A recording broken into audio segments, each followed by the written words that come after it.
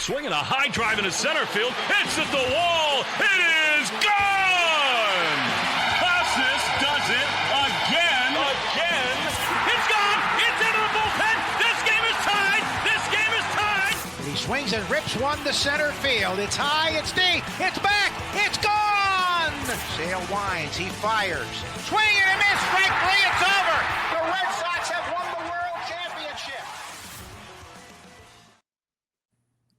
Welcome back to Play Tessie. It is episode 158. This is the official Red Sox podcast of WEEI. As we're recording this, it's Sunday night, 9:12 p.m. Eastern time. We do not have word of where Juan Soto is going yet. We do have word from Andy Martino and Mike Puma, both New York reporters, that the decision is expected tonight. So we'll see what happens. But this is the official Red Sox podcast at WEI. Before we get going, subscribe wherever you're getting your podcast, rate 5 stars, all that jazz. Go to YouTube on the WEI channel. You can find the Play Tessie playlist there. Find all of our episodes there. Hit the thumbs up on those episodes. We really appreciate it. And as always, we're on the socials at Play Tessie on both Twitter and Instagram. I'm here with Sammy. I'm here with Pat. It's Gordo here. And by God, how do we not have a decision yet? Okay, I'm going to put my weekend in perspective here. So there was a bar mitzvah in Connecticut that I had to be at this weekend. And the plan was drive there on Saturday, drive back on Sunday. So my wife and I were going to split the driving. And I decided that I wanted to be not driving when I thought the best chance that the Soto news would drop would be happening. So I drove there on Saturday. As we are leaving, literally as I'm turning the key in the ignition, the three of us here get a text from Bradfo that says Juan Soto is signing with ... And like Pat said something like, I think Pat, you predicted where he was signing. And Rob said, no, I'm not asking. I'm telling you. And I have to go. And so I'm on the road and you guys are texting back and forth as he's messing with us wholeheartedly. And I'm clicking the stupid audio thing to read me off the messages, and it pauses the music every single time to read the messages. The biggest pain. But yeah, he didn't sign on Saturday. Drove back Sunday. He didn't sign on Sunday. But yeah, I mean, I guess we're sort of hoping he's going to make his decision during this podcast. If he does, we'll timestamp it so that you can get to that reaction in case you don't want any pre-Soto takes. I don't know. But what a stressful time. And I don't even think he's signing here, but it's still, regardless of whether he's signing here or not, there's so much at stake. Whether he's a Yankee or not is a big factor in this that people don't consider enough. Like if the Yankees lose a player of Juan Soto's caliber, that's already almost like you gaining one because they're losing one. Not to mention that him signing elsewhere is going to start the flurry of dominoes that everyone and their mother says is coming afterward. It's about to get going. Yeah, I feel like we're standing in front of a dam that's about to just burst and destroy everybody. I think also, obviously, it's extremely unlikely that Soto goes to the Blue Jays, but that would be sneaky a disaster for the Red Sox because one, they don't get Soto. Two, the Yankees and the Mets both don't get Soto, which means they're going to pivot hardcore. And three, Juan Soto stays in your division. So that one's super unlikely, but I feel it's underrated in terms of how bad that would be for Red Sox and Red Sox fans. Yeah. So let's just give an update about where things stand as it stands for our present, like the recording present. 4 teams around $700 million, the Red Sox included there. The Dodgers are over $600 million, but my sense is that a lot of that money is deferred. Otherwise, I think we would be hearing a little bit more about them as a serious contender. Multiple reports that the Red Sox are being aggressive and are still in it, but the vibe check kind of says otherwise. Based off of like the Teoscar talk and they've contacted Anthony Santander reports coming out and the general speak from the national reporters, it doesn't sound that optimistic. You had the Cotillo and McAdam report that said that their league sources say that the Sox put forth an A+ effort and are still in it. But generally, in my opinion, when you start hearing about, hey, they put together a really good effort, you're hearing that stuff because it's probably about to come to a conclusion and it's not going to be them. So that's where things stand. I mean, if he signs with a non-New York team, I'm going to be surprised. That's where I'm at right now. Yep. I'm still thinking Yankees. I haven't budged off that. I know they were called the third pick by some ESPN insider yesterday. I just don't buy it. I think that they are a bad team without Juan Soto, and nobody would fear them without Juan Soto. And it's also just from a brand standpoint. If you're actually the two teams that the Yankees like to call their little brothers, the Mets and then the Red Sox, those are the two teams fighting them for Juan Soto. If either of them steals him away from the Yankees, that is a bad, bad look for the ugly ass pinstripe brand, whatever you want to call it. So they are under a crazy amount of pressure. I'm trying to think if Brian Cashman has ever had this much pressure. I feel like I'd go out on a limb and say this is more pressure than the Judge situation last year, because that felt like it was going to happen from the jump. Like there was an inkling of hope that maybe he'd go to the Giants, but now quickly Yankees got it done. So yeah, all the pressure in the world on the Yankees. Red Sox not as much. It would be nice, but they've got Plan B. So I'm just ready for this crap to end already. Yeah, if the Yankees lose Soto, there is no combination of moves they can make to make up that ground. I don't care if they go get Burns, Teoscar, and trade for Bellinger. You're a better team with Juan Soto. That is a fact. And you're a better team next year and for the next 15 years, whatever he signs for.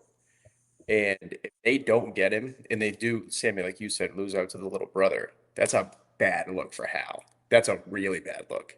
Legacy killer, I would say, because Yeah. he's been in his dad's shadow his entire life, and getting this done you'd honestly have to put that to bed forever. But if it doesn't get done, and like you said, Sammy, these are his little brothers fighting him. George would never let this happen, and No. if Hal does, there's nothing he can do that would ever make up for it. Championships or not. George was like how people talk about Steve Cohen, but he actually always sealed the deal. Unlike Cohen, who's he still new, in his defense, but like that was the darkest days, the late 90s, early 2000s. Any big free agent, just don't even.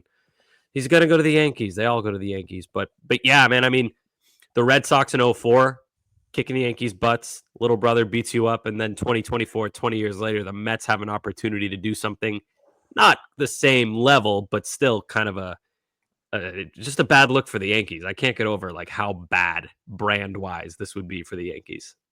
So, question for you guys, because I think we all expected this to be done by now when we were talking about when we would record. We had it in our heads that this was going to be done definitely by Sunday afternoon. We were thinking maybe Saturday, maybe even Friday.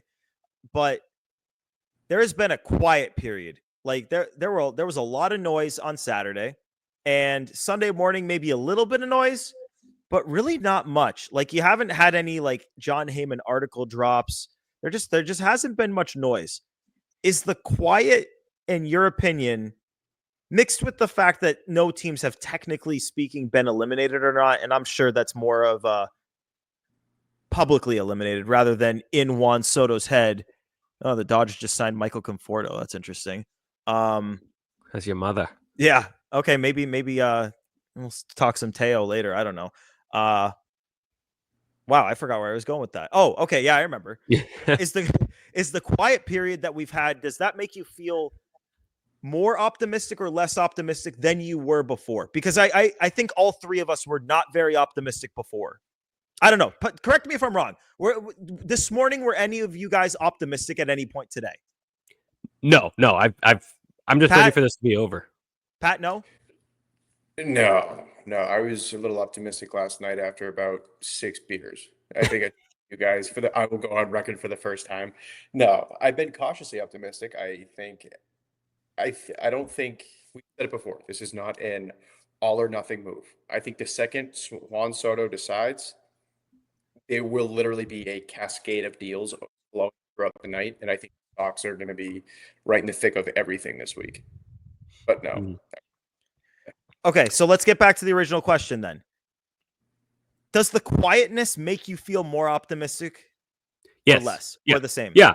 I mean, just from the standpoint of, as long as you're hearing that let me go back. As long as you're not hearing that the Red Sox are out, I think that's a good thing, because the number is just going to keep going up. So as long as we know they're still in it, it's a good thing. It means they're still bidding, we think. So while it hasn't made me feel more confident, I haven't felt that nail in the coffin kind of feeling yet. The closest I've gotten to that, and I think this was Friday or Saturday night, when we found out the Mets offered $730 million for Soto. Yeah. That at that point I was kind of like, all right, John Henry, Yeah. he's not made for this. So that's it. But then you know what? I talked myself into it. One Hector Gomez tweet is all it really takes for me. So I'm kind of at like, this is my low point in a while, but it's not that far off from my high point, if that makes sense. People don't quite realize, like, people who aren't sick baseball fans the way we are don't quite realize how much shit like this like impacts our lives. Like, I swear to God, it is frustrating being at like family functions with like one eye on my phone, thinking that like the biggest news potentially of like biggest free agent news of your Red Sox fandom life is about to drop any second. It's hard. But yeah, no, I like it. In terms of the quiet period, it does make me feel a tiny bit more optimistic. But again, like, I went from, oh my God, they're all the way dead to, you never know. Sometimes these Boris contracts drop out of nowhere and it's someone you absolutely didn't expect. So you never know. Like, really, until it ends, you're never going to know. That's like, I'm not optimistic, but I mean, until I'm told they're out, and we have yet to be told that they're out, they're in. Yeah, technically. Pat, more optimistic with the quiet period, or do you not care? Do you not give a shit? I mean, it's encouraging that there was a Cotillo article today. There was a Spear article either this morning or last night. All the Sox guys are saying they're not out, which is encouraging, but that doesn't kind of up my barometer of how likely it is. So I'm pretty stagnant in terms of confidence, but it's nice to be in this late. Final percentages, because we're gonna talk some other stuff here. Final percentages. This is probably the last that we're gonna speak on, like at least on like a topic sense of Soto before he signs. My final percentage is where it was before, 11%. I think there's about 1 in 10 outcomes has him on the Red Sox here. Yeah, same. About like 10% right now. I think what my high point was 20. So not that big of a difference, but yeah, 10. All right, Pat, final. I'm sticking at 20. I think the Sox are 20. Mets, Yankees are 40. I think there's no shot anyone besides those three get them. All right. Let it be said. Let it be done, in the words of a wise Bradfo. Those are the final Juan Soto percentages from your play testy guys, unless some dumb fuckery happens and Scott Boras pushes this another day or two or something, which it doesn't seem like that's going to happen, but I can't put it past him at this point. I just want the Red Sox to acquire somebody huge. Like, that hasn't happened since Manny. And I know David Price, good signing, Chris Sale, great and everything, but like a generational superstar who you have for years and years and years. Like, I so badly want them to add a guy like that. It's just a big name, a name Yeah, that people will look at your team and be like, oh my God, look at them. I think if they got Corbin Burns, that would be that. Just as a potential pivot. Corbin Burns has been a top 5 pitcher in baseball for the last 6 years? 5 years? Yeah, but I'm talking about like the wow factor. Like, you have to show up to see this guy. Like, Corbin Burns, hardcore baseball fans be like, man, he's nasty. Look how he uses that cutter. But like, top 5 pitcher, dude. Come on. A top 5 to 10 pitcher is not a guy that you got to come out to the ballpark to see. Think what you will about how he's going to age, but as he stands today, that's a guy you come out to the casual fans. I don't think casual fans are lining up to see Corbin Burns. I think they'll go nuts for a guy like Fernando Tatis Jr. or even Vlad, who I wouldn't put in the same, like, superstar. He's amazing. He's perfect category, but he hits 45 home runs. He's got long hair. His name is Vlad Guerrero. You recognize the name from growing up. Just someone like that. Soto, obviously. Judge, not going to happen. But like someone like that, that's just like prime time TV. Like that 1 year with Sale in 2017 where you could not miss a start because it was the most electric thing you've seen. We had that for 1 year, and it's just like, and I love Devers, but he's not that guy. He's quiet. He keeps to himself. I need a motherfucker. Those guys don't come around. It's tough. Like, yes, we had one, or I shouldn't say have one this year currently in Soto, and next year you're going to have one in Vlad if he doesn't sign an extension. But yeah, outside of those guys, like, so many of these megastars get extended, and obviously it's so hard to build a megastar. Like, these guys don't come around every so often. By the way, update: Ken Rosenthal says Dodgers are still in on Teoscar Hernandez despite signing Michael Conforto. Conforto is a left-handed hitter, and Teoscar obviously a right-handed hitter. But because so much has happened, and like, how do we feel about the fact that a couple of pivot guys are off the board too? Like, do we think the Red Sox like a potential, like the three of us weren't that in on Adames? Like, are we all in agreement that we're happy that they didn't sign a $182 million contract for him? I don't, Yes. I wouldn't have loved that. I'm not like happy, but like I just don't care. I think he would have been good if Adames signed with the Red Sox. We all would have talked ourselves into it, and then he would have hit 25 home runs, been a good defender, he's swaggy. We would have liked him, but yeah, probably not the right guy to go for right now for the Red Sox. Yeah. I didn't want them to sign Adames, and then 182 for a guy who's not a great contact hitter. Sure, he has great power, really good defender, but he can't hit left pitching, which on the offseason we said a frontline starter and a hit lefties. That wasn't really Adames. I think we talked about it early November. It doesn't crush me. Is it concerning that these options are kind of dwindling? I mean, maybe a little bit, but I'm not crushed they didn't get Adames. Who's left right now? Santander, Teoscar, free agent. In terms of what? Like right-handed bats? Like replacing O'Neill. Bregman. Oh yeah, Bregman. I'm not even like considering him. Arenado on the market. Yeah. Trade wise. yeah. Like trade wise, there's more options. You can go Suzuki, Arenado. Yep. There's another name I was thinking today that Lubob you could do. So yeah, more options in the trade market. No more Tyler O'Neill, who I would have, and I'll say this about the Tyler O'Neill thing. At this stage, now that it looks like the Red Sox probably aren't getting Juan Soto, looking at the contract that he got, I'm a little bit back on and I never really jumped off of it, but I kind of stopped harping it because it kind of looked like it made a little bit of sense for a Soto pursuit. But it's going to look tough that they didn't give him the qualifying offer because, like we're saying right here, there aren't a lot of good options.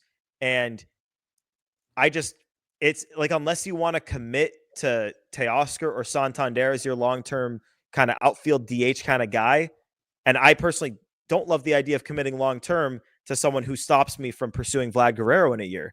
So unless you're going to sign a deal that's, like if they sign Teoscar to like a 3-year deal where, 50% of the money is paid in the first year and then he has an opt-out, like it gets a little bit tougher to pursue a guy like Vlad without trading Tristan Casas if you do that. So now that Tyler O'Neill isn't here on a 1-year deal, if it's not Juan Soto, like if you are going to fish in the deep end for that next big guy, you're almost guaranteeing you have to trade a guy who we all think could be maybe the Red Sox best hitter next year, and Tristan Casas. Yeah, it's just like it sounds bad, but we're not even talking about who they'd get in return. So I think it'd be painful in the moment, but like you bring back, for example, let's just say like Logan Gilbert for a guy like Casas, and you add Vlad, like I don't think people will be upset. Well, I think that's. We had the Alex Spear article come out, and it was all about Tristan Casas, and he was at the Woo Sox Gala this weekend, and he was talking about the trade rumors. He said that the team that gets Juan Soto is going to be the World Series favorite for the next freaking decade. But Spear also said that the Red Sox offered Tristan Casas as a headlining piece in a trade for a pitcher, and it got rejected.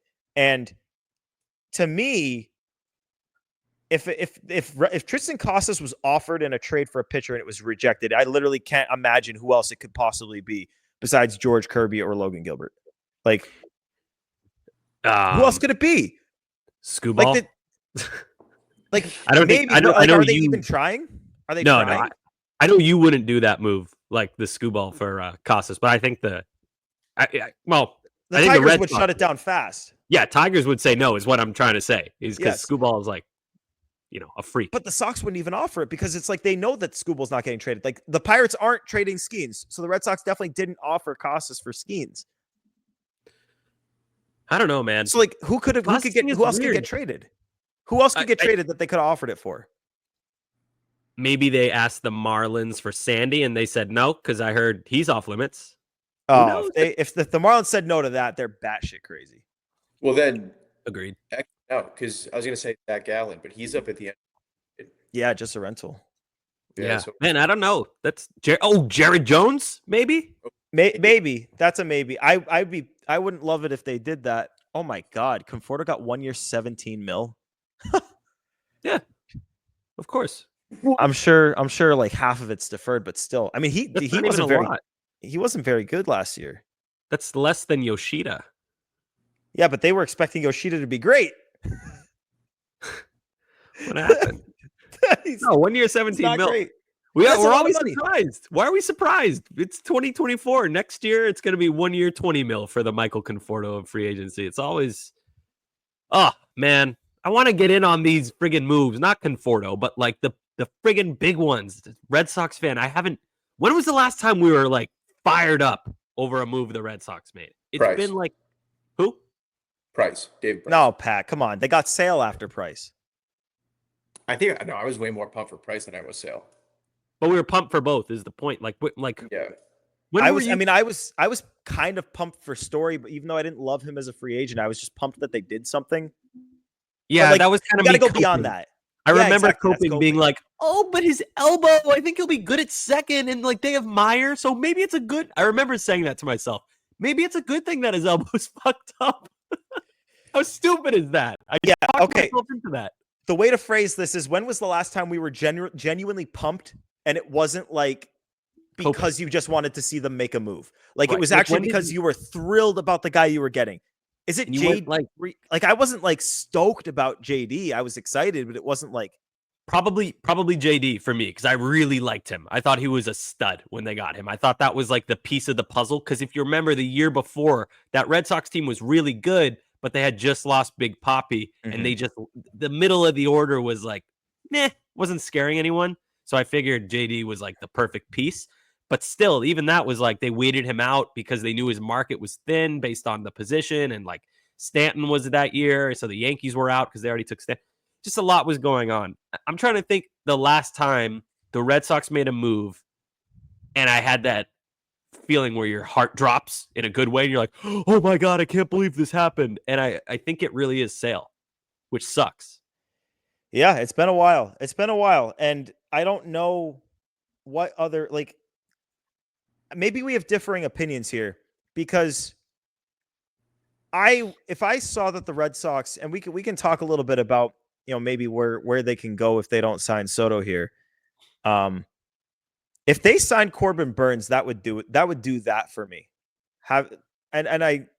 Maybe Max Fried I like too, but it feels maybe a little bit more copy than Burns. No. Obviously Vlad does it. Vlad does it if it's signing him. If it's a 1-year rental thing and you don't know if he's signed, I'd be excited, but I'd be like holding a gate up, because I know that there's a chance that he just does what Soto's doing and maybe leaves after a year.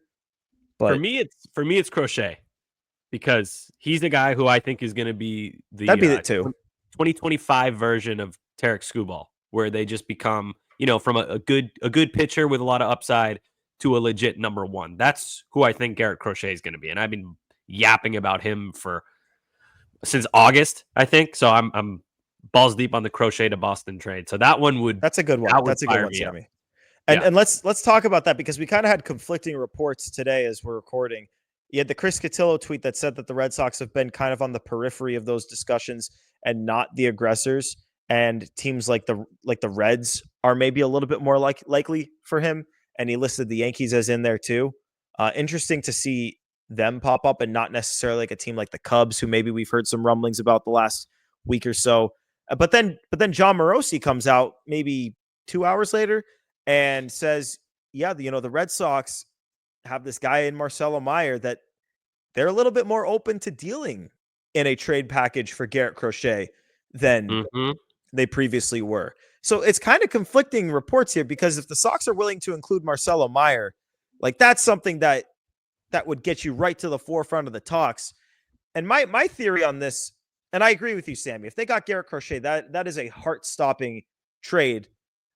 But my theory is that might be the move only, at least in their eyes, not what I would do. He would be my primary target, but maybe for them, it's more of a, if we sign Soto and we've now committed like $45 to $50 million a year, like, this is how we get a guy who's only making a few mil, get him in cheap money wise, obviously not prospect wise. And then if you don't sign Soto, maybe you don't trade the prospects, maybe you pay the money to get a Max Fried or a Corbin Burns. But yeah, I agree. Crochet is that heart-stopping guy. But what do you guys think about the conflicting reports? Like, where do you lie in there? Because nothing against either of these guys, but I tend to side with Cotillo on this one. It's kind of felt like it's been going in that direction.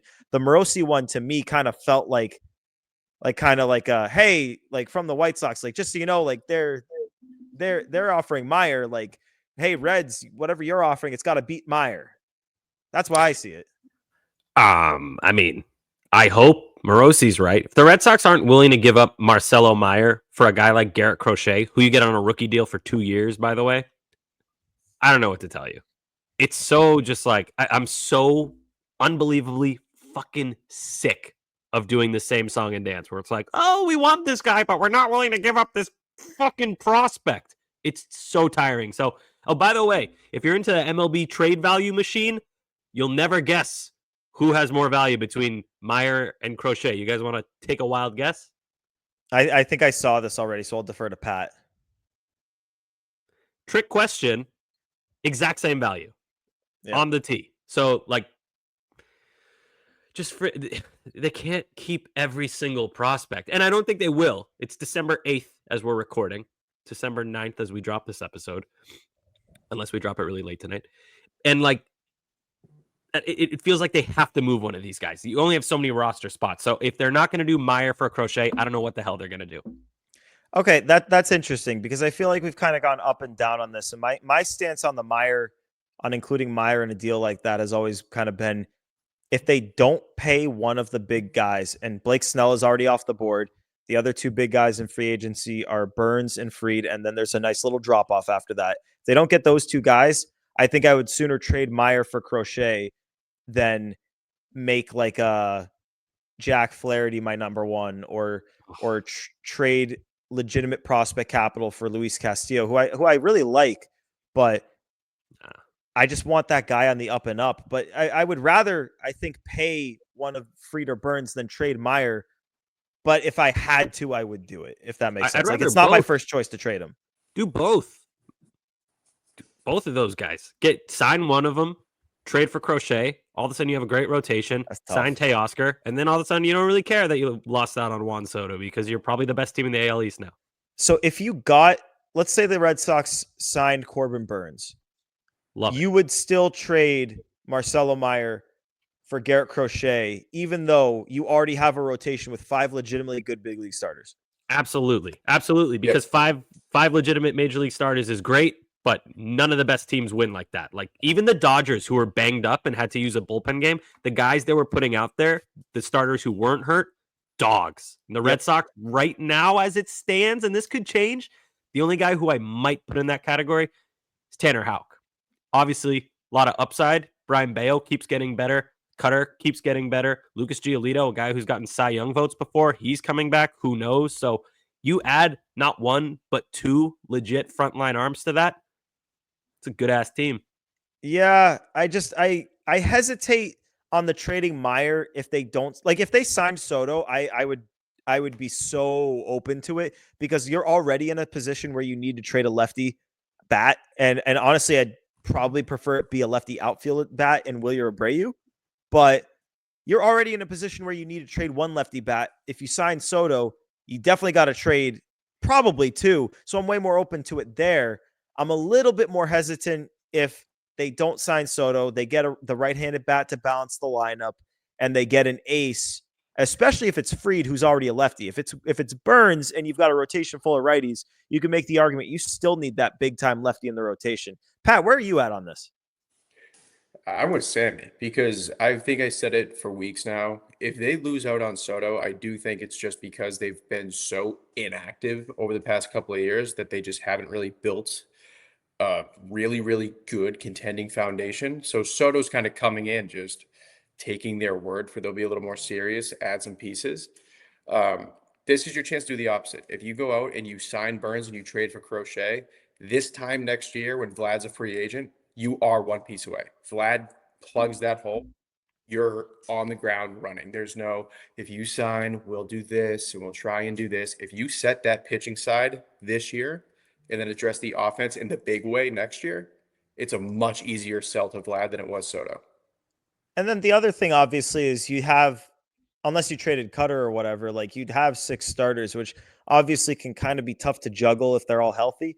But we saw so many times last year, and like forget which one he used, the Dodgers. Sammy just used the Dodgers as an example. I use the Dodgers as an example again. The reason they were able to have horses pitching starting games in the playoffs is because they had like 10 big league caliber starters on that roster, so that when their entire team went down, they were still able to win the World Series. You do want to be in a spot where you've got depth starters that you're confident in starting. And I think they feel good about guys like Priester and Fitz and maybe Criswell in those roles. But if you have 6 legitimate guys, like if they acquired an ace and then also traded for an ace, they got Burns and Crochet or Fried and Crochet or whatever, that would give you 6 guys. It's a little hard to juggle. That's kind of why I was into it, the Shane Bieber ideas, because by the time he comes back, guys are going to need a break or guys are going to be hurt. It would have been perfect. And he's a guy that, Robert Murray reported and Chris Cotillo confirmed that the Red Sox were heavy after him. They made a really aggressive pursuit. You have to respect him staying with the Guardians, where he's already, about halfway, maybe a little bit more through his rehab. It's a little bit tough to change medical personnel, but if there was ever a team that could convince someone to do it, the Red Sox have a very well-renowned medical staff. I thought maybe they would have a shot at this. I was actually, a lot of people are shitting on the people who were disappointed that Bieber signed elsewhere. I was actually pretty disappointed about that one. I like, it's not, I don't want to say I expected him to come to Boston, but I had my hopes up for that. And I think he would have been a great fit, especially with what we saw last year from guys like Houck and Cutter when they started to burn out and obviously guys get hurt. I think he would have been a perfect fit, would have loved the city. Perfect opportunity to get a guy in here, and if he pitches well, give him a qualifying offer after the year, similar to the kind of hope that you have right now with Giolito. I just think it would have been a really good fit. I was more disappointed, I think, than most on this one. Yeah, I wasn't like disappointed is a weird way to look at it. If it were midway through January and a lot more guys were off the board already, then I'd be disappointed. But there's so many other options, and like Bieber, we all like the idea of Bieber, but he wasn't high up on our list. I mean, at least for me, he wasn't high up on my list. He was a guy who I looked at as, hey, if they only get one starting pitcher, you could get Bieber as well, and then maybe he comes back towards the end of the season, kind of like Walker Buehler did for the Dodgers, and that worked out well. He threw the last pitch in the season. So, I wasn't disappointed, but, would have been nice. Yeah, I mean, I think Shane Bieber is just always going to get that 1+1. And if he's betting on himself, why bet on yourself anywhere else when you've succeeded for the past 6-7 years? It was always going to be a 1+1. If he comes up to Fenway, he comes here, new ballpark, it's a risk financially. For him taking a little bit less to stay where he's been incredibly successful to opt out at the end of the year. Yes, I like the idea of Bieber, but from like a business perspective, I don't think there's really a chance he was going to leave Cleveland as long as they gave him a decently competitive offer. Pat, isn't Cleveland like a big medical city as well? I figured you would know better than I would. A little bit, yeah. Yep. Okay. I mean, I don't blame him at all for staying. Now that it happened, it almost feels like silly that I ever hoped he would leave. But again, like I just have that much. The Red Sox have attracted these guys for years now. The reason I was so into it was kind of like I expect them to get the number one guy. It's not like I was into Shane Bieber as the pitching addition. The reason I liked it is because getting Bieber on a 1-year deal, and obviously he's not going to pitch the full season, but it allows you to get a 6th guy, a depth guy who is going to be good. Whereas now, like if they want to do that, now you're paying prospect value and or financial value to have 6 starters on your roster. And if they're all healthy, it's like, okay, what are we going to do with this guy? Whereas Shane Bieber, it's like you would only have to invest a year, and you would know that by the time he's back, you're going to be able to use him how he probably should be used, which is to spell guys or replace injuries. If they get Burns and Crochet, there's a good chance you're going to run in. And obviously it's a good problem if you have 6 healthy starters that are all really good, but you're going to run into that issue, and you're going to have paid the price for these guys as full-time starters. And you're going to probably be wasting a guy like Cutter Crawford in the bullpen if that's what it turned to. Oh, no, I think you moved Cutter. He's too good to be in the bullpen. He proved himself 100% last year, in my opinion, as not as a top-of-the-line guy, but as a back-end starting pitcher on a major league team. So I think if the Red Sox do hypothetically get a Burns or Fried and then trade for a guy like Crochet or even someone else, I think that bumps Cutter out of the rotation because you already have ample depth in AAA with Fitz, Priester, Criswell. So I think you end up moving Cutter. I don't know what for. Well, Maybe that's what I like was going to ask you. That's a good thought, Sammy. Because probably originally we thought in the Crochet drill. Yeah. But it's like what are you going to trade Cutter like if the Crochet deal is Marcelo and like maybe like filler in the back of the farm system for Crochet, and so yeah, what does Cutter Crawford get you in that case? I don't know. How much control? What, like four more years? Four more years. Would you do Cutter Crawford for Ryan Helsley in that point? No, I'm not trading Cutter for rental reliever. Nah. If Helsley had 2 years, what if you went really nuts and you did like Willier, Cutter, Cespedes for Mason Miller? I'm out on that too. I don't like trading. I don't. I'm never in favor of trading big prospect capital for relievers. That's fair. I can't even get mad about that. I know it's Mason Miller. We get mesmerized by the like 200-mile-an-hour fastball, but like he's also an injury waiting to happen. Oh yeah. Well, he's a reliever. He's only throwing 20 pitches a night. So yeah, but that elbow history is just not good. It's not. I don't know who the hell do you get like for Cutter. I think they'd probably move him for. It might be prospects. Yeah, I think you're probably right, Sammy. But it's like you already have such a deep system. It's like, are you really trading Cutter for prospects, and then a pitcher's going to get hurt, and you're going to reallocate those prospects for pitching at the deadline? Like maybe that might be the move. I don't know. I mean, is he a piece in a Seiya Suzuki trade? No, that's a good point. Okay, that's actually interesting. Who do you guys think has more value? Cutter Crawford with 4 years of control, but it's like his rookie deal, and then he's going to go to arbitration, or Seiya Suzuki, who has 2 years at 17 or 18 million a year? Like I think Cutter probably has more value, but maybe that's something you just bite the bullet on.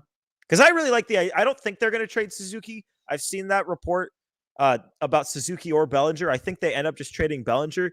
But if Suzuki's on the table, I really like that idea. I like Suzuki. I think they've had interest in him in the past. It's a 2-year commitment for a guy who fits the roster well. Good right-handed bat with some pop. I like that idea.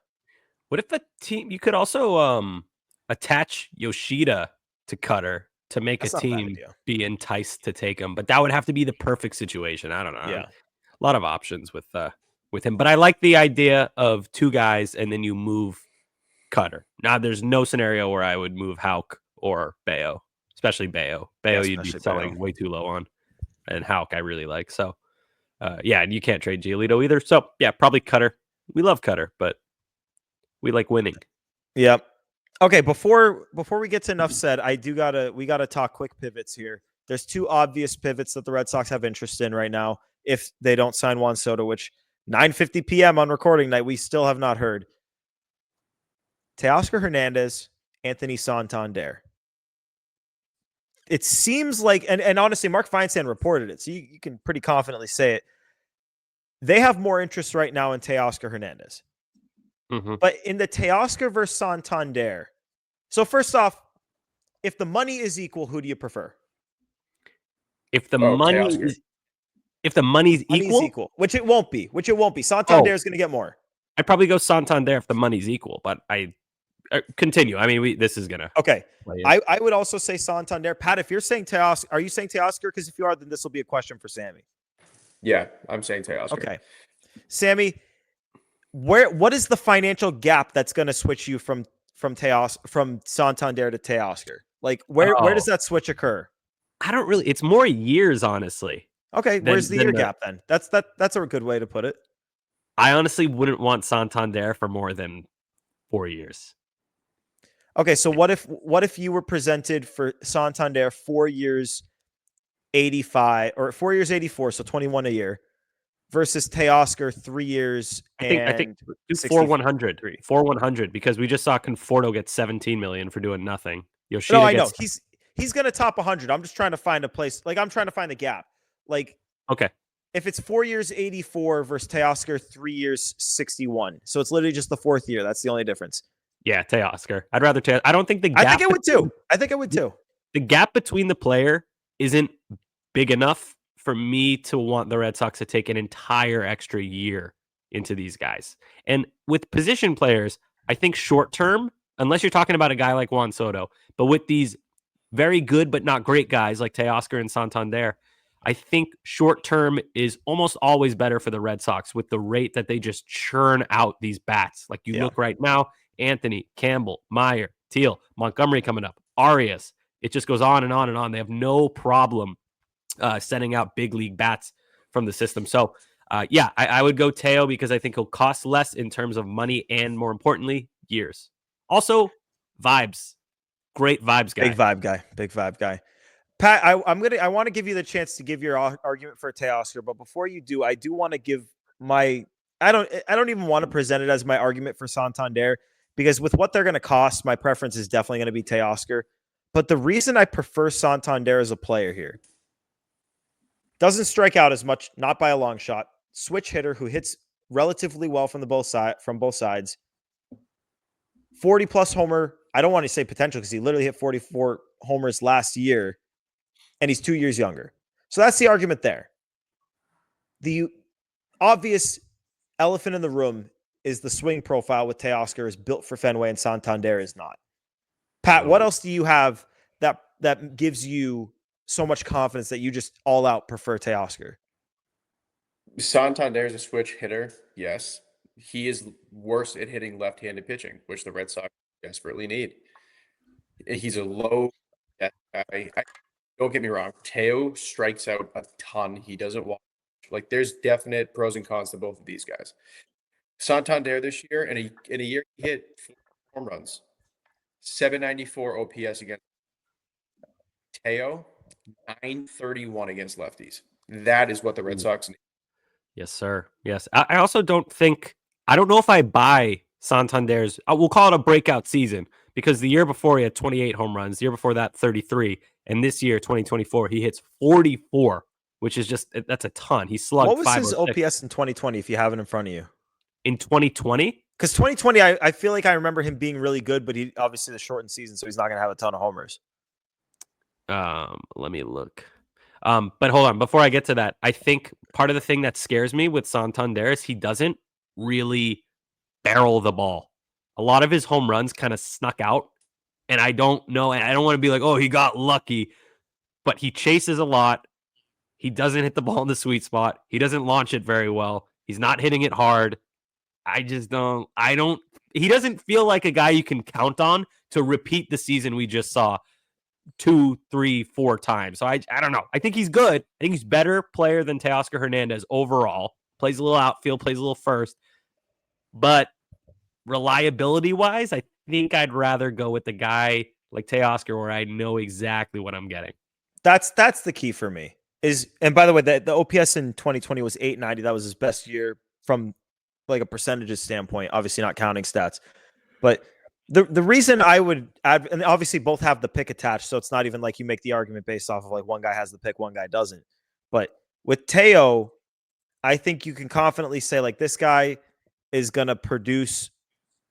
I don't want to say at least because he's obviously a year older, but you would hope for at least the production from last year he would get at Fenway Park. Obviously a better ballpark for his swing and obviously his spray chart than Dodger Stadium.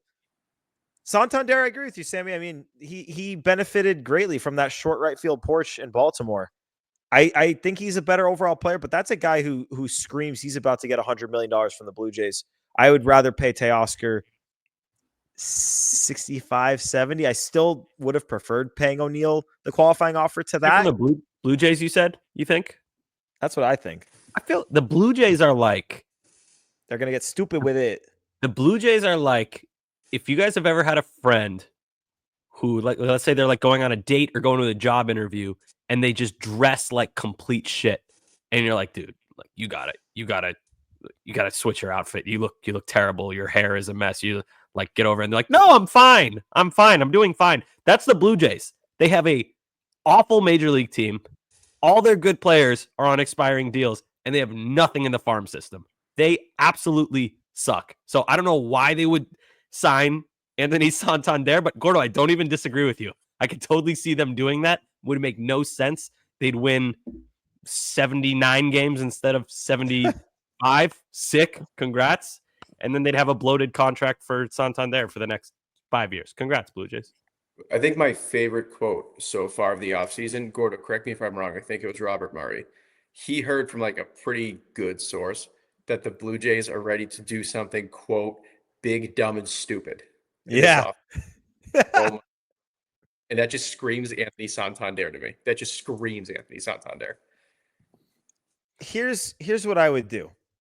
And honestly, maybe the biggest reason that I prefer Teoscar, and I'm just, the white whale thing is so real with me. He's tight with Vlad.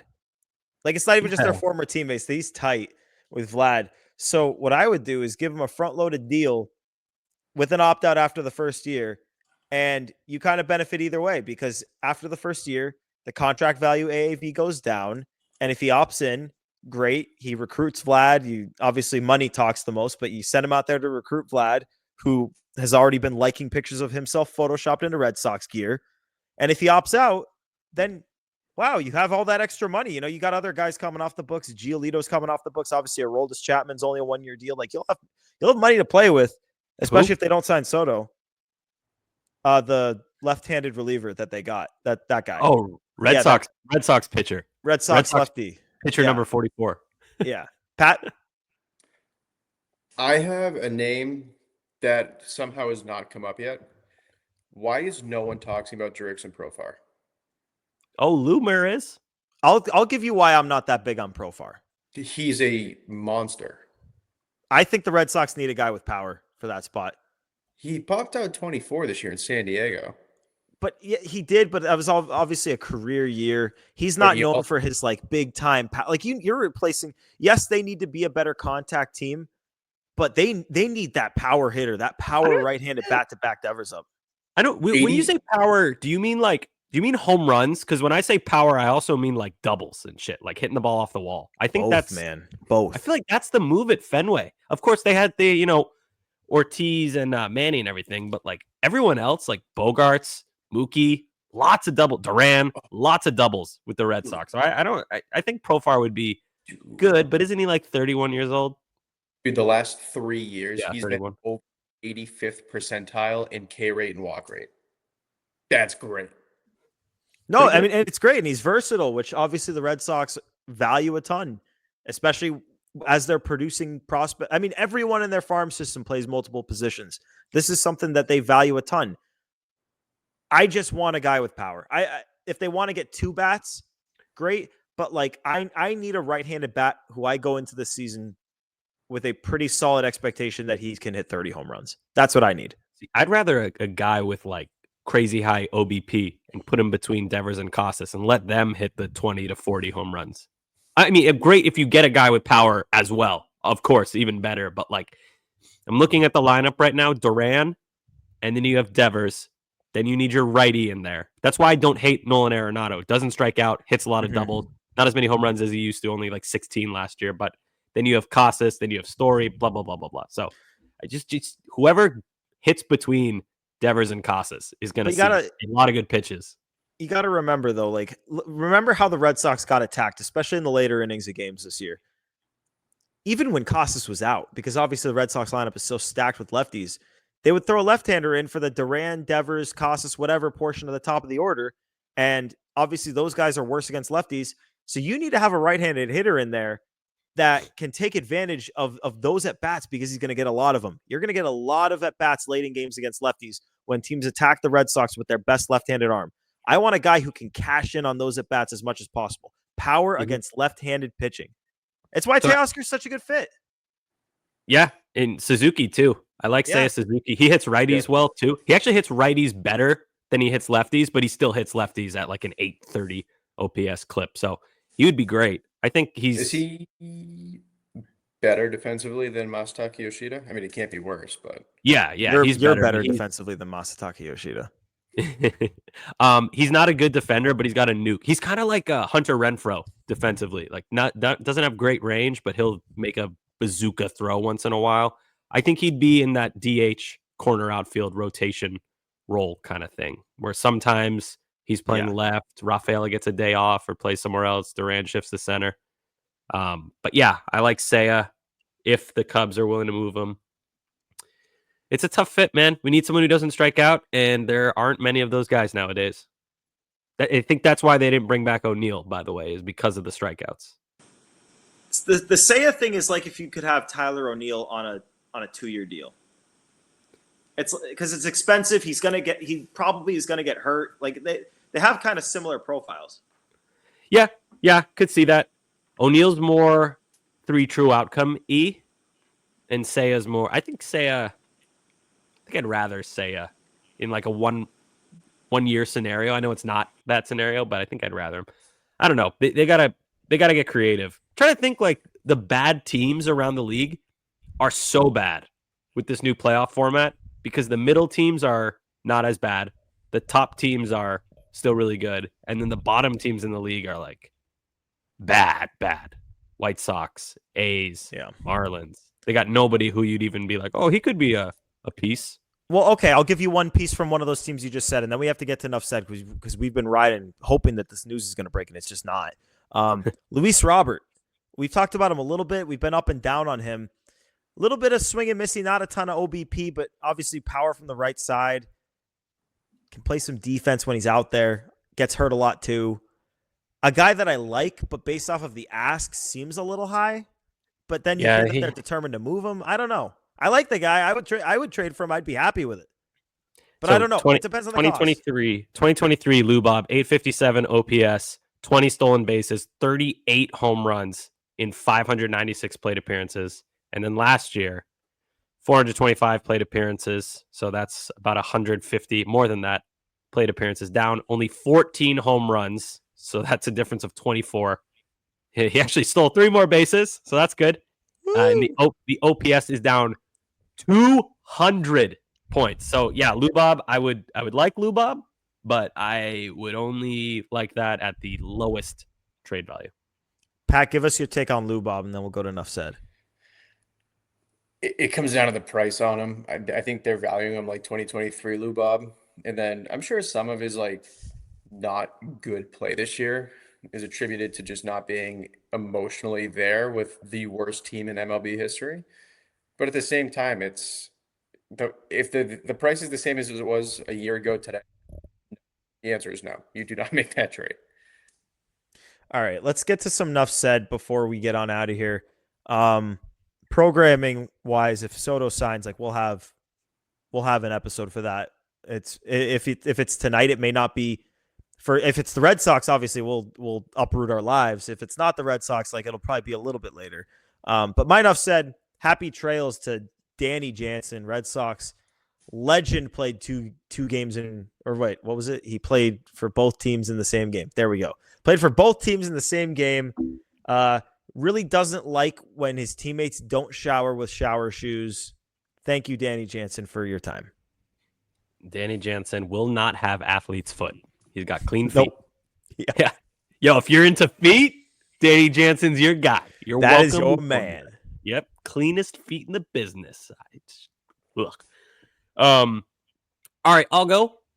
Want to give a shout out to a friend of the program, Sean Palmer. He did a collab with, let me get the name, Wade and Williamson. He made this custom jersey that I'm wearing right now. Joe, if you can put me front and center if that's possible so I could show off the jersey. Nope, that's Pat. That would be check Pat. It out. So Dunkin' Donuts style. Can't use the word Dunkin', of course, because copyright and stuff. So it's called the Boston Bean Party jersey. You got the Red Sox font on the front, pink, orange, and then I had, this is custom, the Dunkin' patch. I got this from a woman in Singapore who makes custom patches, $5. Thank you if you're listening, if you're a Red Sox fan. So yeah, shout out to Sean Palmer and Wade and Williamson. Awesome jersey. Just got it a few days ago. Got the patch on. I love it. Fits great. So yeah, I encourage everyone to go buy one. And then I believe he also is dropping a great molasses flood jersey, which is really creative. I think it's like a newspaper cover for the front of the jersey. So yeah, great work, Sean. Boston Bean Party jersey. Go get one. See him at Fenway. Pat, anything? Pretty easy. I'm ready for some fireworks. Hopefully, we have some stuff to talk about next time. Happy winter meetings, baby. Yeah, Happy talk to you guys in like 20 minutes when we got to come back here and record an emergency pod. Yeah, I can't wait. We doing an emergency pod if Soto signs with anyone other than the Red Sox, or do you want to just? No. I think if he doesn't sign with the Red Sox, we find a time that we're all free tomorrow and just jump back on here. Okay. Because like Okay. it's That like being said, if Juan Soto signs with another team and the Red Sox have their plan B move like lined up, then yes. oh yeah, like if Soto signs with the Yankees and then the Red Sox 15 minutes later sign Corbin Burns, like all aboard, we're getting back on here. Like Yeah. Yeah, just we're call gonna- if I'm not answering, just call me nonstop. I like that. Same to yeah, I'm not keeping my phone on do not. I usually sleep with my phone on do not disturb. I think winter meetings. What do you? I think they I've cancel never slept with my phone not on do not disturb. It's always silent. Actually, my phone is on silent Really? 75% of the day. Yeah. Wow. No, Yeah. I keep my phone on vibrate all the time, and I usually am able to sleep through it. I actually, you're gonna think this is crazy. I've had my Twitter comment notifications and retweet notifications on until like literally a couple days ago. Yeah, it got to be too much. I had to turn them off. What? Yeah, my phone used to get so warm I'd have to like put it in the freezer. Yeah, I have notifications off for everything other than work stuff and texts, and I have almost every group chat I'm in muted, and then no social media notifications. I have to unplug. That's healthy. Can't stand it. That is healthy. I am unhealthy. I'm the old guy in the group doing old guy shit. Wait a minute, Sammy. What's your birthday? 1 hour and 52 minutes from now. Oh no, we should have had this thing. We should have had this recording at like 11:30. Purposely didn't tell you guys until it was too late. I knew it was early December. Oh Damn. man, Sammy. Sammy, I gotta tell you, 4 decades flies like that. You talking about since he was 10, Pat? Dude, it's so weird. It's so like yeah, when you turn 30, you got to be careful who you say shit to cuz people be like, "Oh, you think that's old? You have no idea." And I'm like, "All right, I was half joking. I know it's not that old."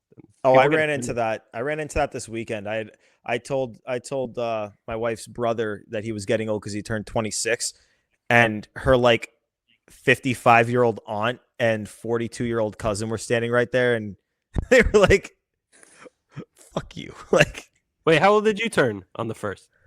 28. Okay, so you still got 2 left. Yeah, I got 2 years until our Gordo turns 30 podcast. Yeah, we're not doing a Sammy turns 30 podcast, I'll tell you that much, but I bet we are, Sammy. You're going to get a nice little happy birthday. Joe, we need to get a happy birthday song ready to go for Sammy. Joe's and make mad sure at it's us. like sung by an old man too.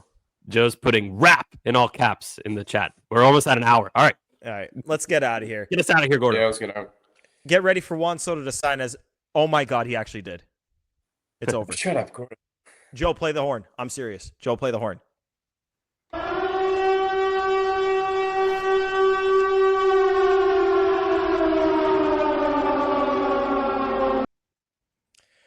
Breaking news. Juan Damn, it's not the Soto Red Sox. has agreed to a contract with the New York Mets. 15 years, $765 million. Who broke it? And then passing. John Heyman broke it. Oh man, the Yankees are dead. Wow. Man. Well, that's boring. Guess it's good. And just for the record, that's a win for me and Pat, because I believe we both said Mets. I said Mets too. Okay. I'm You so say so. mad. I literally said it was going to happen during the outro, and it's exactly what happened. I mean, where do we even... Shit. Well, we sleep on it. We recap tomorrow. We move onward. I can't just like... I honestly don't care that much. I'm ready for the Red Sox to do something. The Yankees franchise is basically dead.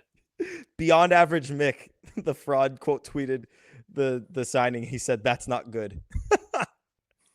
What a What a fucking bastard. loser, man. Fucking loser. All right. What a depressing way to end this episode. Yeah, I mean, hey, at least it's not the Yankees. Wow. Yeah, All right, cool. Out of the I mean, division. it's not the Yankees, but guess what? Like now you got to worry about your pivots. Like now how do the Yankees pivot from this? Like they go to what? Max Fried, like they're probably not going after Pete Alonso. They don't need a right hand. They need lefty. They need a lefty. It's going to be a Sox Yankees bidding war for a starting pitcher. I can't believe he's out of the AL. I can't believe it's over. We're on to Vlad. Wow. So, yeah, dude, I what do you think Yankees fans are feeling right now? Ooh. Oh God, yeah, that's Dude, true. they're going Whatever for we're it. feeling, I don't.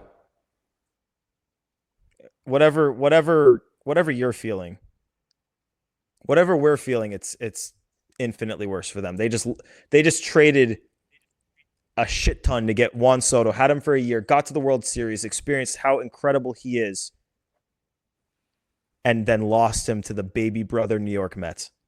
Finally, Steve Cohen gets his guy. Now we can give him credit for doing this. Dude, thank God it's not the Yankees. That is so that sucks for the Yankees. What do you even do now? Bellinger? That's got to be the move. It's got to be Christian Bellinger. Walker. Christian Walker and Bellinger, and then Fried. how do you equal what's so okay? I don't like this stat. Joe, don't get mad at me for rambling on. I know this is we can go along a little bit for this. It's okay. Like this is live reaction. We can't just drop off. Soto would, and I don't love this stat. He was an 8 WAR guy. Bellinger 2.2. Christian Walker, what's he? 2.6. Oh man, yeah, you can't replace this guy. I'm trying to think of like a combo. No, what it if you doesn't got happen. Bellinger, Walker, Tanner Scott? That is roughly the same amount of WAR. It's actually slightly higher WAR than Juan Soto. But you also have to remember, like, who are the guys in the lineup that they're in the rotation, whatever, that they're replacing? Because like it's like they're replacing a 0 WAR guy. It's like they're replacing a 1.5 WAR guy. It's like you can't. There's a reason he's now the highest paid player, the largest contract in sports history. Like he's irreplaceable, and the Yankees are about to get considerably worse. I think we need to sit here and hope that they sign Christian Walker or Pete Alonso or some long-term option for first base, because that's going to be a team that's hungry to get that star player to replace Soto, and they're going to be stiff competition for Vlad if they don't have anything plugging up a spot. Wow, dude, this is crazy. I feel bad for my Yankee fan friends who I like, but for the rest of them. Oh man, enjoy third place. Great. Dude, I would say the Red Sox are the No deferrals. No deferrals. Yeah, no deferrals. No deferrals. Yeah, but dude, $765 million, no deferrals is crazy. Yo, I want the Mets to fail so badly. What do we think? 75 signing bonus. That's how you overcome the Boston tax advantages, by giving them. Yep. What do you think the Red Sox final offer came in at? Cotillo says he's working on finding it, so I'm hoping they'll be able to find it. What do we think it? No, I'm going to get 7 flat. Yeah, I was going to say like 702 or something. 660, I think. I think they're going to disappoint us. I don't think they have balls, and yeah. Red Sox are losers, boys. They are losers. They lost this. They get no credit. Remember, okay, I'll push back on that, Sammy. I'll push back. I do push back. They get some credit, but again, it's like it's a hold. It's a holdover 0. spot. If they 0. Sammy, they get credit because they made a legitimate run at a $700 million player and offered him as such, we think. If they don't take that and then use it for something else, I'm not saying they have to spend $700 million this offseason, but if they don't take that push and use it elsewhere to make this team better, Like this has to go like, and this could take a year. Like I don't relate those two things. I look at it as these guys put, everything into this pitch. And yeah, they're going to be able to pivot and everything, but they put everything into this pitch. They brought up Big Papi. They're flying out to go see him. They had like 3 rounds of meetings. They failed, dude. They failed. It's a failure. So I appreciate them trying. It makes me optimistic about the future, but they failed. So losers. Yankees bid $760 for 16 years. And he went to the Mets for $765 for 15. Wait, say that again? The Yankees. Yeah. Oh, there's an opt-out. There's an opt-out after year 5, according to Andy Martino.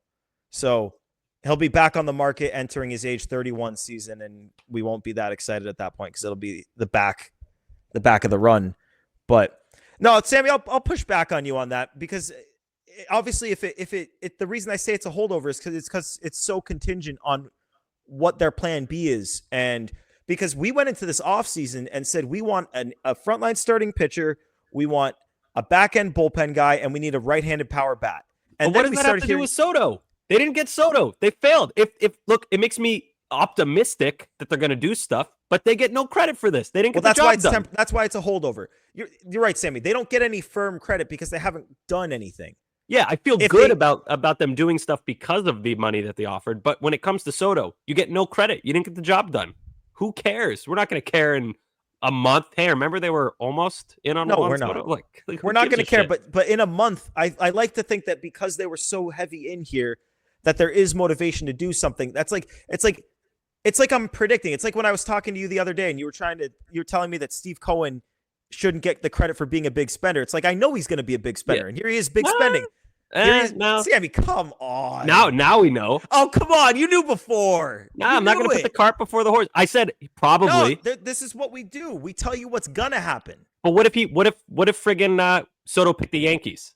Then you'd be like, oh, I thought that he was going to, like, he didn't. You got to see it first. You said the same thing about the Orioles. Remember? You said the same thing about the Orioles. They're not even in on Soto. What's their excuse? You said he's going to spend. He's definitely going to spend. They got a new owner, brought in Burns. Okay, already let him walk. Hey, I think the Orioles are going to bring in someone that we view as a frontline guy. I don't know who it's going to be. Why were they not in on Soto? What's their excuse? New owner, young team, under the luxury tax. I understand not necessarily you just bought a team for multiple billions of dollars and now a $760 million player comes. I understand that. It's different when you have a ace pitcher that's leaving your team. Like, you better find a replacement for that. But I agree. I just don't like giving guys credit for talk. Like Steve Cohen did some things and he had a high payroll, but he had never brought in that big marquee guy. He brought in Verlander and Scherzer when they're in their 40s, which needs context. But yeah, this is his first like huge big fish that he's landed. So now he gets credit. There is good news here. What do you got, Pat? The American League is absolutely wide open. There is no reason the Red Sox should not be on everybody and everybody. Wide open. I cannot believe that he only took, and granted, I know we don't know the opt-out situation, but he only took $5 million more with the Mets. Like, he's not getting another contract after his Mets one's over. Like, he took $760 over. He took $765 with the Mets over $760 with the Yankees. That's crazy. And it's not the Red Sox. I'm sure we're not in that ballpark, and that's why I think the vibe today, and Chris Cotillo tweeted this too, but I think we all felt it. The vibe today was that this probably wasn't happening. The silence clearly, I think, was because both teams upped their offers significantly, and it made him need to really think about this thing. Dude, I can't believe what the fuck do the Yankees do? I'm so fascinated. I'm most fascinated by the Yankees right now because I have no clue what the hell they do. They can't be in the trade market. They have no farm to do. Yeah, no, it's going to have to be a free. Like, their offense, they're going to go after Teoscar here, I think. And I mean, I don't know. I don't think the Yankees are going to get stupid with their money. It's just, I don't know. I think Christian Walker. I don't know. It's just there's no equation that adds up. Cody Bellinger plus Christian Walker plus a starting pitcher. Their rotation was good last year. Would you guys trade for Vlad? I know you mentioned it earlier. Would you do it? Take the risk? Yeah. Yes. Yep. Might wind up like the Yankees. I Worth it. would do it if you're willing to put forth the foot that you did here. Okay, follow-up question to that, because I would, and I'd get uncomfortable because at a certain point you just have to get uncomfortable. Do you think the Mets will be in the market for Vlad a year from now Yes. if they don't sign Alonso or Walker? Yes. Nah, I don't, because they dumped the Scherzer and Verlander contracts. So Wait, ready? Red Sox last and best offer on Soto was around $700 million for 15 years. Okay. Yeah. So see, no credit, but that does make me feel encouraged. So It's about what are you going to do? It's not how can you spend $700 million this offseason, but $700 million for 15 years. Can someone do the math on that? What is that AAV wise? 700 divided by 15. It is 700. 46.67. Okay, so we know at minimum they're ready to commit that much money. If you get an ace, that's Burns and Fried are both going to top 50 or 200 million. So we're getting into the 30s with those guys. I mean, if you get one of those guys plus Teoscar, it's now taking you probably into the 50 plus, closer to 60 AAV. I don't know, but long term, I hope there's a big star coming to Boston using that money that they were prepared to sign Vlad for, or to sign Soto for. It's going to be a big week, fellas. Yeah, we're going to learn a lot based on how the pivot goes from here. I'm curious how fast it goes. Got to do something. Red Sox can't have another season like 2024. I can't take it. Please, John Henry, grow some fucking balls, you old fuck. There's a very realistic possibility. If the cards fall the right way, the Yankees add a ton, the Red Sox add a ton, at a point where it's Red Sox, Yankees fighting for the American League. The AL is that wide open. AL stinks, yeah. I mean, the Orioles are one of the better teams, and they're not scaring anyone. Oh, they're the ones who should be celebrating the most here. Besides Mets fans, of course. Like that's the team that just caught a huge dub with this one. Yeah, Red Sox too, man. I mean, I know we're all upset that the Red Sox didn't get Soto, but man, they're the biggest rival. Just took a dagger to the heart. I can't wait to see what the Yankees do. It's going to be the saddest shit you've ever seen. I'm so sad. Like, it's so annoying. Like, of course, the one time the Yankees lose the giant star, we have to have had our hearts set on being the one to take it. Question: would you I can't I'm happy that they lost the guy, but I can't sit here and celebrate. Like I'm upset they didn't get Soto. Like that sucks. Yeah, same. I'm just glad it's not the Yankees. Yes. I'm upset that John Henry has grown his pair. Yeah. I don't want the Mets to win. Mets are like the most uncool brand, I feel. They're like Can I pose a hypothetical question just out of curiosity? Yeah. If the Yankees had beaten the Dodgers and won the World Series, would Soto have changed his mind and would have re-signed? Yes. I don't think so. No. I don't think so. No. No. Just think about how long ago the World Series. Though. I mean, it was about the money. It was about the money. Their outlook looks the exact same regardless of whether they win 3 extra games in October or not. Pujols left the Cardinals right after winning the World Series, right? Ooh, I don't remember. I know he did win that World Series. Yes. Yep. 2011. Yep. Yep. Okay. Question for you guys. What is better? Being in it and coming up short like we did, like the Red Sox were, or not having been in it at all? Because if they weren't in it at all, we'd be sitting here celebrating right now. But they were in it. But is it better to have been in it and we're a little bit hurt right now? But is it emotionally, it's better that they don't even get involved, but logistic wise, they just put 700 up. So I think they're going to spend. I agree with you, Sammy. I think it's a pretty easy decision that yes, it's better for them to have been in it because it points to a better future. But God damn it, dude, can you imagine how much fun we'd be having right now if the Red Sox just sat it out? We'd be so happy. Yeah, we'd be thrilled. I don't know. Like I'm always gonna say it's better to be on these guys and then lose them. Because imagine if they weren't, we would be here clamoring about John Henry's cheap again. Why aren't they in on him? Why aren't they in on him? I would much rather be competitive in there and lose and genuinely want the guy than not be in there at all. Because you never know how the cards are going to fall. Maybe he didn't really care about money. Maybe he cared about farm system, long-term success, all that stuff.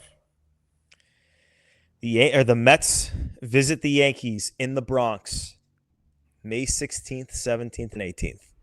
That is going to be fun. Oh, yeah. Oh, yeah. And then the Dodgers are going to play the Mets in the playoffs and beat them in 5 games. Gordo, are you insisting a play testy road trip? Absolutely. That would be fun. I am not spending money to watch 2 New York teams play each other. Ugh. You wouldn't want to be there while the Yankee fans are in agony watching. I would rather superstar. watch if I got a free ticket, I think I'd rather watch from home. I don't want to be around those people. This is a seismic move for the game. Yeah. All right. Give me just real quick, because we have been on here for a long time, but obviously, like we literally started this podcast at the single worst time. Yeah. Maybe if we'd started it 2 minutes earlier and then the news broke right after we got off, maybe that would have been a little bit worse. But give me your perfect offseason now going forward. Realistic. Just off the cuff. Like, we'll have time to think about this. This is not binding. But just off the cuff right now, give me your perfect offseason. I don't know. Fucking Crochet, free agent pitcher, whatever. Who cares? Right-handed bat. Oh, come on, Sammy. I don't know. It's just they can become a playoff team based off of the moves they make this week. Oh, dude, I think I think they're going to be a playoff team. I'm just like, I'm so sick of the Red Sox being losers. They're such colossal fucking losers. I'm so sick of it. Two starters in Teoscar. 700 mil. I can't. They I can't lost. They failed. They didn't get the guy. That doesn't mean they lost. The winner of the Juan Soto sweepstakes is not the winner of Major League Baseball. No, they lost this bid. They've lost the bid for Juan Soto. Yes.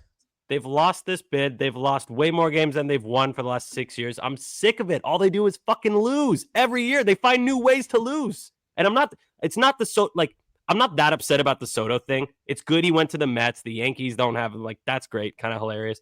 But it's just like, at the end of the day, the Red Sox lost another bidding war. Interest kings didn't get the job done. John Henry can't close a deal to save his life.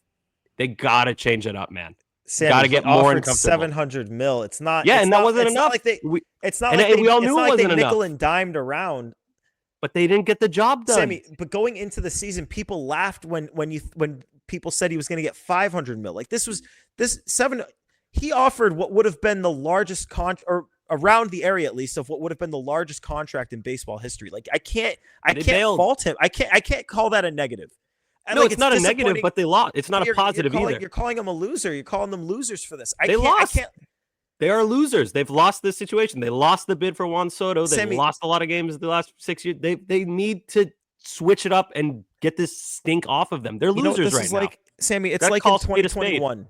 It's like in 2021 when we entered the season with that team with no expectations, and they made it to the ALCS and they lost.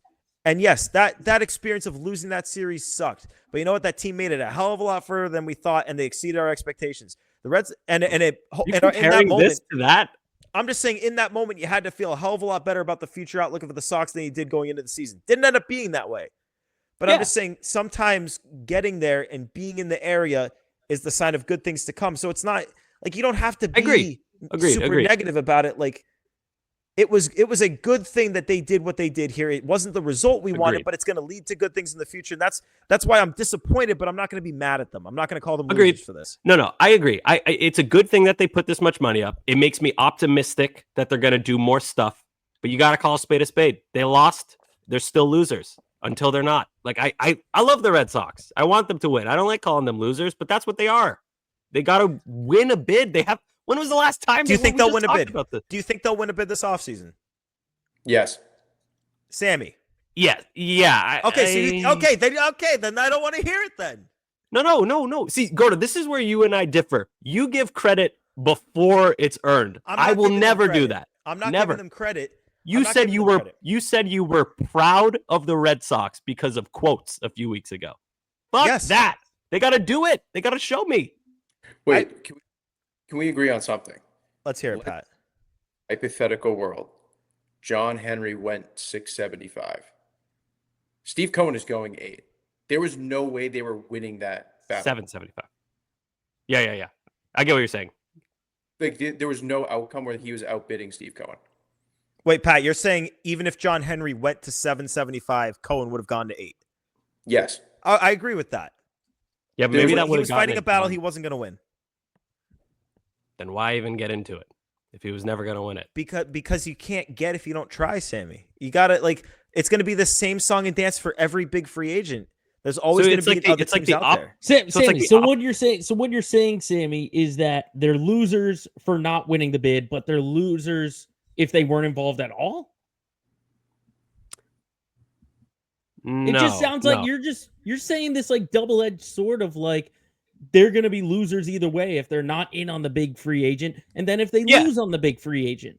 Different types. Yeah. I mean, this is like they're losers, but at least I feel like they can turn it around. If they didn't even get in on Soto, actually, I probably wouldn't have even thought about it because at the beginning of the offseason, we're all like, it probably doesn't make sense. They need pitching more than anything. Sammy, I think it's fair to have the opinion of until I see it, I'm not going to give them credit, but I'm just not going to call them losers when I can see the writing on the wall that they're about to do something big. If they don't do the big thing, then I'll pile on them as much as anybody. But I don't want to sit here and pile on them, and then a day later they sign Corbin Burns, and then I'm chasing my tail, backtracking because they did the big thing that I figured they were going to do the whole time. No, I think you can call them losers and say, I think they'll sign someone, but right now it's you can't, they've missed the playoffs 5 of the last 6 years. They're losers. You got to do something to change it to be not a loser anymore. They haven't done that. The team in the last half decade has been losers. I'll give you that. Yes. But I'm saying the way they are operating right now this offseason, that is not a loser mentality. That is not something that's going to result in them being losers next year if they continue and execute on it. If they don't, if they fail, then pile on them. But I'm just saying, if you call them losers now, I don't want to hear it in a couple days if you're excited about a move they made. No. They're losers now, but I think they can shake that reputation and make a splash, and then all of a sudden, hey, there you go. Now you're not a loser anymore. Congrats. You landed Corbin Burns. I can't call you a loser anymore. No, I think it's fair. It's fair. It's not like Red Sox are losers, period. It's no. They're in this spot where they've been for pretty much the last 6 years, and to climb out of it, they have to win a bid, and they haven't done that. And I'm not going to give them credit for being coming in third place. Congrats on third place. It is a lot of money, and it makes me feel confident, but you don't get credit for coming in third in a bid. That's what we've been mad at them at for the last. Put it like that. You get temporary credit in my eyes for putting a legitimate effort and a $700 million bid on the table. That's not something that most owners are going to do. All right, I wouldn't say credit. It the optimism is, I guess, how I'm looking at it. It makes me optimistic, but I don't want to give them, a pat on the back for making me feel like they might do something. Not there yet.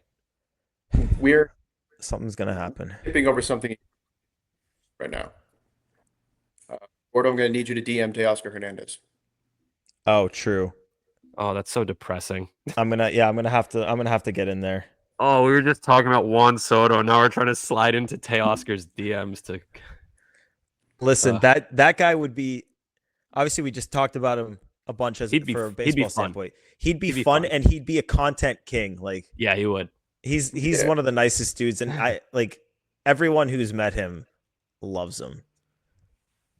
Here, this is the point in play testing where you start to hear us cope a little bit. No, I'm not coping. I'm calling them losers. They failed. I'm just telling you straight up. They're losers. I think they'll shake that label, but right now they haven't. I think we all agree by the end of this offseason, we're going to feel better about the roster, but way better about the roster than we do right now. But as we enter, we're about to enter the first full day of winter meetings. It starts now. Like, Soto's off the board. He's not a Boston Red Sox. The dream is dead. It hurts. There was a gazillion Photoshops. But guess what? The chase for Vlad Jr. starts right now, and I'm going to start watching highlights the second we get off this recording. Vlad Jr., the chase starts now, and we can get an ace. We can get Teo. We can get another reliever. I don't want them to do anything that's going to take them out of the Vlad chase a year from now. Ken Rosenthal says that guy's as good as gone in a year. That's a guy who needs to be in this uniform. There's never been a better swing, a better fit, personality-wise, a better, like a guy in the perfect age range that this ownership group has shown they're willing to pay. Vlad Jr., let's make it happen. Any last words from you guys before we get on out of here? We got to wrap it. Garrett Crochet. Let's do both. Hell yeah. Let's do both. No, that's all I got. All right, man. I mean, I was doing the rap thing. Actually, I don't even think I did rap it. I think literally as soon as I started the rap, I said he was gonna sign in the middle of it, and he signed right before it. Subscribe, 5 stars everywhere. YouTube, WEI. We're on the Play Tessie playlist. Subscribe there, thumbs up. Find us on socials at Play Tessie, Twitter and Instagram. We will be churning out a lot of content. We assume there's going to be some emergency pods coming up. Man, there's going to hopefully we're going to want to do an emergency podcast like 12 hours from now. We're going to need like a quick move to just like get us back on the saddle. I don't know, but appreciate you guys tuning in. Appreciate it if you made it this far. Obviously, we don't love releasing hour 26 hour and a half podcasts, but circumstances call for it, man. And Juan Soto live reaction only here on Play Tessie. That's where you're going to get it. We'll be back. I don't know when we'll be back. I'm hoping emergency pod. We're going to play it by ear this week, man. There's so much going down this week. It's going to be crazy. And the Juan Soto move just gets it started. But we appreciate you guys tuning into this one. For Sammy, for Pat, for Joe producing. Appreciate you guys tuning into this long special edition. Juan Soto does not sign with the Red Sox version of Play Tessie. Thanks for tuning into this one. Peace.